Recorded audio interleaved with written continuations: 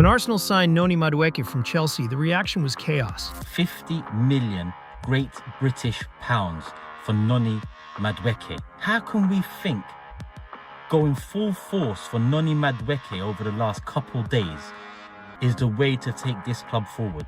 How does he improve the starting 11?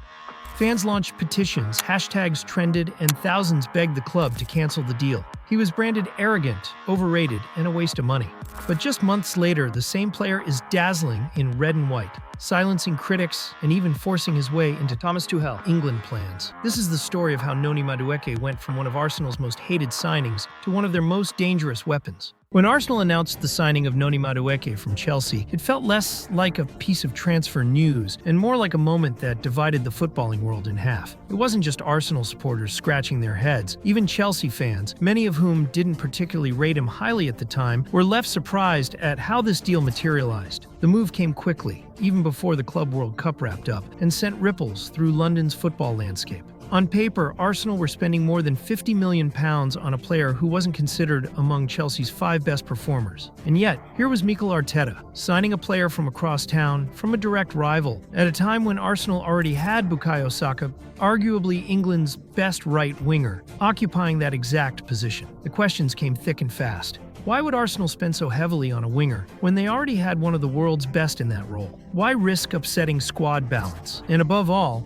why do business with Chelsea again? It wasn't the first time Arsenal dipped into Chelsea's ranks. In the past decade alone, Arsenal had brought in Peter Cech, David Luiz, Willian, Kai Havertz, and Jorginho from Stamford Bridge. Some of those moves worked, others fell flat. Cech gave Arsenal some stability in goal for a time. Jorginho added depth and maturity in midfield. Havertz, despite all the doubts, eventually found his place in Arsenal's system and became a productive player. But then there were also cases like Willian and Luiz, which most fans would rather forget. So when rumors of Arsenal's interest in Madueke surfaced, many supporters immediately assumed this was another Chelsea dump, the kind of player Arsenal were taking off their rivals' hands. Except this time, things were slightly different. Unlike Luiz or Willian, Madueke wasn't a player at the end of his career. He wasn't past his prime. He was just 23 years old, entering the period where players typically begin to peak. Arteta wasn't buying experience. He was buying potential. But fans didn't see it that way at first. The signing sparked outrage across Arsenal social media. There were hashtags. #NoNoni trended at one point. There were petitions. One even reached over 100,000 signatures, demanding Arsenal pull out of the move. The fan base was split down the middle, with the louder voices being those who wanted absolutely nothing to do with this transfer. It wasn't just skepticism, it was hostility. Madueke was branded arrogant, a bad boy, someone more interested in nightlife than football. There were stories, many untrue, painting him as reckless off the pitch. For a 23-year-old who hadn't even worn the Arsenal shirt yet, the treatment was brutal. For Madueke himself, it must have been surreal. Here was a player, a devout Christian, known behind the scenes as a hardworking professional who put his faith in football above everything else. Yet the narrative around him was toxic before he even stepped on the pitch. The message from many Arsenal fans was clear. We don't want you. And yet, Arsenal pressed forward. Arteta pressed forward. The club saw something in Madueke that others didn't. To understand why Arsenal made the move, you have to look at Madueke beyond the raw statistics. Yes, his numbers at Chelsea in the 2024-25 season weren't breathtaking. 17 goal contributions across all competitions isn't the kind of return you splash £50 million for on paper. But numbers only tell part of the story. Madueke is a left-footed winger, explosive off the dribble, with the ability to play both on the right and left flank. He thrives in 1v1 situations, constantly looking to isolate defenders and beat them.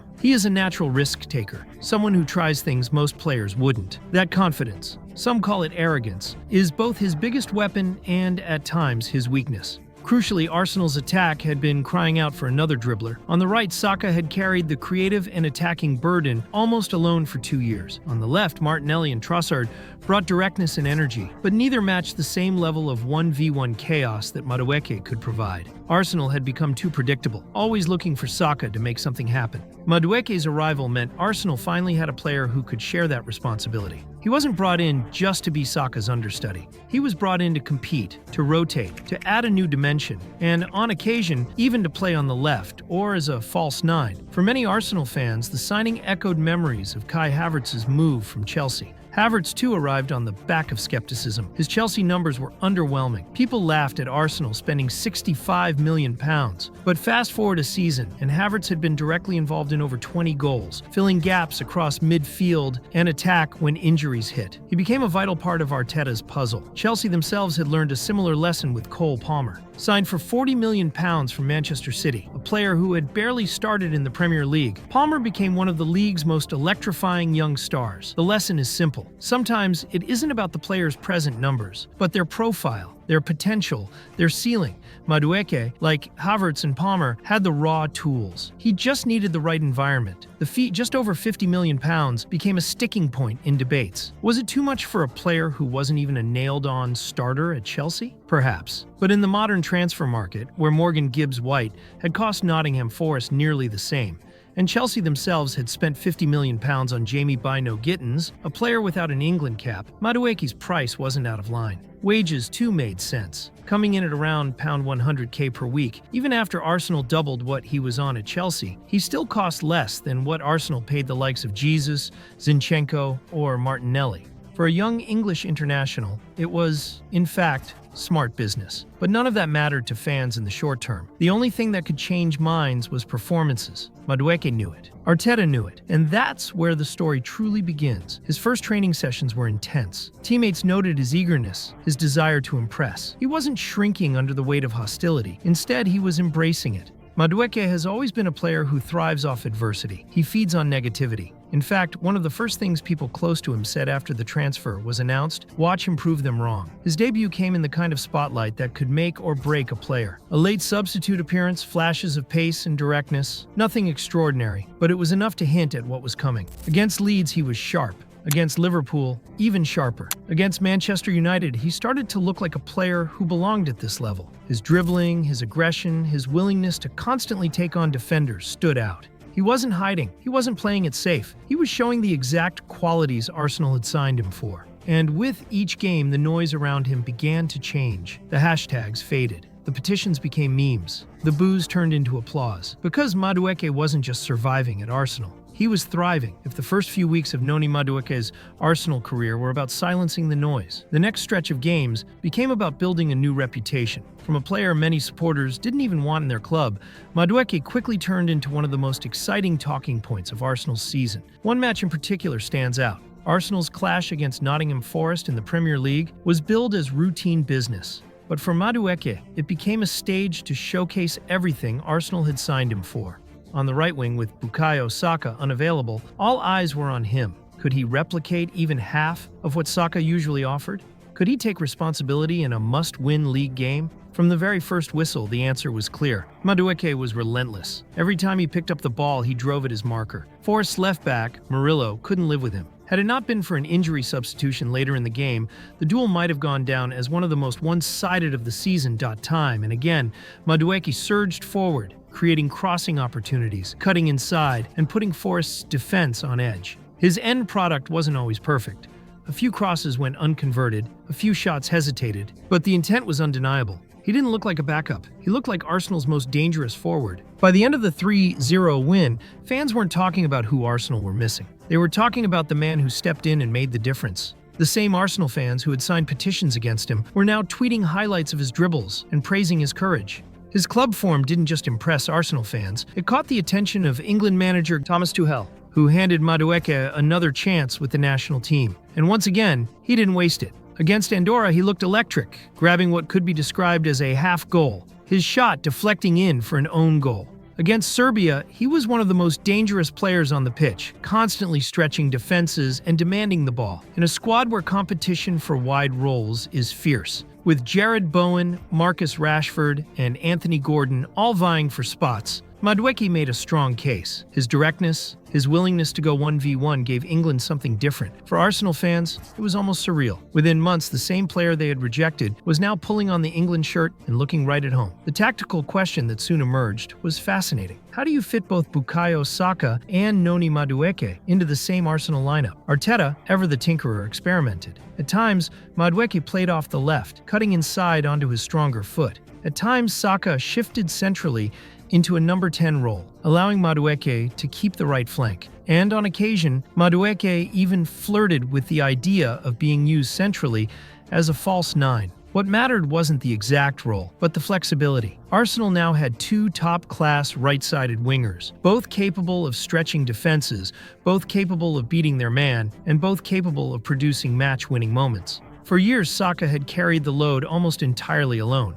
Now, Arsenal had a genuine rotation option who didn't drop the team's level. In fact, some games saw Arsenal play with even more unpredictability because Madueke brought a slightly different style. More raw, more aggressive, more direct. And when you combined him with Martinelli, with Havertz drifting, with Gabriel Jesus or Victor Gyökeres leading the line, Arsenal's attack looked frightening. By the halfway point of the season, the conversation around Madueke had flipped. The same Arsenal supporters who once said not fit for the club were now praising his mentality, his resilience, his ability to prove everyone wrong. The petitions became ironic jokes, reminders of how quickly football can change. Pundits, too, began to take notice. They highlighted his relentless nature, his obsession with going 1v1, his refusal to play safe. For some, it was raw and unpolished. For others, it was exactly the kind of daring Arsenal needed in big moments. But perhaps the most important shift was psychological. Madueke was no longer playing like a man with a point to prove. He was playing like a man who belonged. Credit has to go to Mikel Arteta as well. For all the tactical work he puts in, one of his underrated skills has been man management, making players feel valued,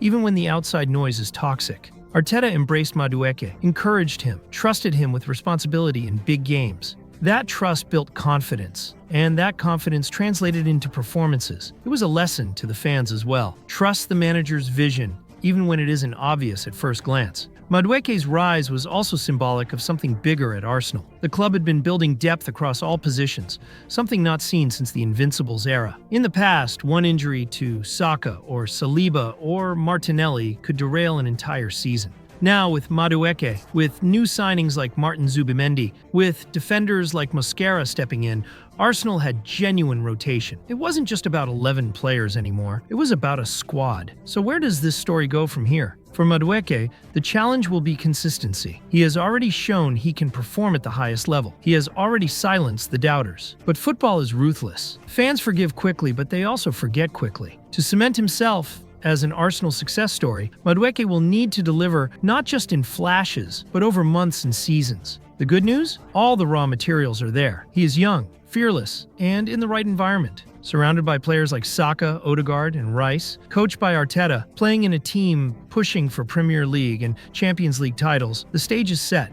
And perhaps most importantly, he has the mentality. He thrives off hate, off pressure, off doubt. When the world boos, he responds with a hat trick, just as he did at Wolves in the past. When fans sign petitions against him, he responds with man-of-the-match performances. Noni Madueke isn't just a player who joined Arsenal. He's a story, a reminder that football careers aren't linear, that perception can change in weeks, and that sometimes the signings that make the least sense at first end up making the most sense in the long run. From the hostile hashtags of summer to the standing ovations of autumn, Noni Madueke's Arsenal journey has been nothing short of dramatic. He walked into a storm, and instead of drowning, he danced in the rain. In football, there is nothing sweeter than proving people wrong. And right now, Noni Madueke is doing exactly that. Not with words, not with posts, but with the ball at his feet. One dribble, one cross, one goal at a time. For Arsenal, he is no longer the unwanted signing. He is the unexpected weapon.